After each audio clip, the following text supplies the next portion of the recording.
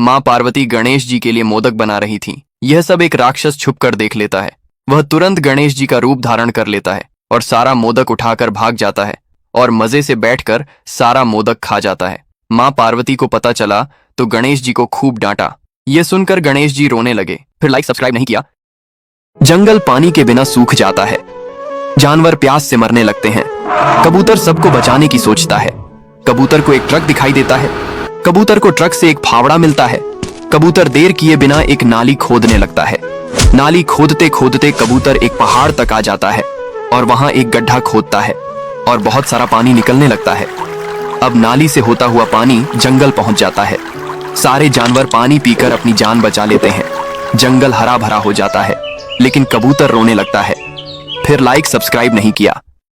अन्य गणेश जी बड़े प्यार से अपने कपड़े पैक कर रहे थे। तभी माता पार्वती आती हैं और गणेश जी से पूछती हैं, पुत्र ये सब क्या कर रहे हो? गणेश जी बड़े प्यार से कहते हैं, मैया मैं संकट चतुर्थी के दिन अपने भक्तों के जीवन में आने वाले सभी संकट हरने जा रहा हूँ। ये सुनकर माता पार्वती गणेश जी को अपने सीने से लगाकर रोने लगती है। फिर लाइक सब्सक्राइब नहीं किया।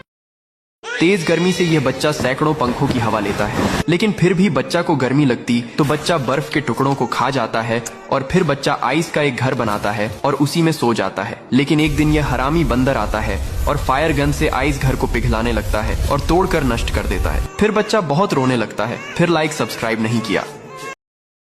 कबूतर ने रेल की पटरी पर एक बड़ा सा घोंसला बनाया और फिर उसमें रहने लगा। कुछ दिनों बाद कई सारे अंडे दिए और फिर अंडों से छोटे छोटे बच्चे निकले। कबूतर अपने बच्चों के साथ बहुत खुश था, लेकिन बच्चे भूखे थे, इसलिए कबूतर बच्चों के लिए दाना लेने जाता है। कबूतर दाना चुग ही रही होती है कि अचानक तेज स्पीड में एक ट्रेन आती है और कबूतर के ऊपर से गुजर जाती है।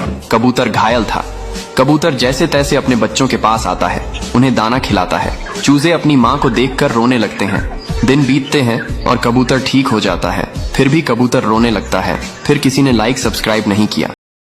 बंदर आम के पेड़ पर बैठकर डेली जूस पीता था। एक बार सूखा पड़ जाती है तो सारे जानवर एक तालाब को खोदते हैं। अब बारिश का इंतजार करने लगते हैं। आसमान में बिजली चमकती है और तेज बारिश होने लगती है। सारे जानवर पानी पीकर अपनी प्यास बुझाते हैं और खुशी से रहने लगते हैं। एक दिन हाथियों का झुंड आता है और सारे तलब का पानी पी जाता है और तालाब को नष्ट कर देते हैं। बंदर ये देखकर रोने लगता है। फिर लाइक सब्सक्राइब नहीं किया। माँ पार्वती एक छाता का पेड़ लगाती हैं। दूसरी तरफ चुड़ैल भी एक छाता का पेड़ लगाती है। कुछ दिनों बाद दोनों पेड़ तैयार हो जाते हैं। माँ पार्वती अपने पेड़ से एक छाता तोड़कर खोल लेती हैं और चुड़ैल भी छाता खोल लेती है। माँ पार्वती के छाते से फूल बरसने लगते हैं, लेकिन चुड़ैल के छाते से पत्थर गिरने लगते हैं और वह चोट खा जाती है। माँ पार्वती सुरक्षित अपने महल की ओर बढ़ जाती है। जो सब्सक्राइब करेगा वह संकट से बचेगा। तोता और उसका बच्चा रेगिस्तान से बहुत सारा सोना लेकर आते हैं और फिर उस सोने से एक घर बनाना शुरू करते हैं। फिर कुछ दिनों बाद तोते का सोने वाला घर तैयार हो जाता है और फिर तीनों तोते अपने घर के लिए एक सोने का बेड लाते हैं। फिर तीनों तोते गुब्बारों से घर को बहुत अच्छा सजाते हैं। फिर तीनों तोते रोने लगते हैं क्योंकि आज भी किसी ने लाइक और सब्सक्राइब नहीं किया। गर्मी की वजह से दादी अपने सारे शरीर पर बर्फ को बांध लेती है, लेकिन गर्मी की वजह से सारी बर्फ पिघल जाती है। तभी दादी गर्मी मिटाने के लिए एक फ्रिज के अंदर चली जाती, लेकिन तेज गर्मी की वजह से फ्रिज में भी आग लग जाती है। तभी दादी का कछुआ एक बर्फ का बड़ा सा घर लाता है और दादी और कछुआ आराम से घर में बैठ जाते हैं और आराम से जूस पीते हैं। फिर लाइक सब्सक्राइब नहीं किया।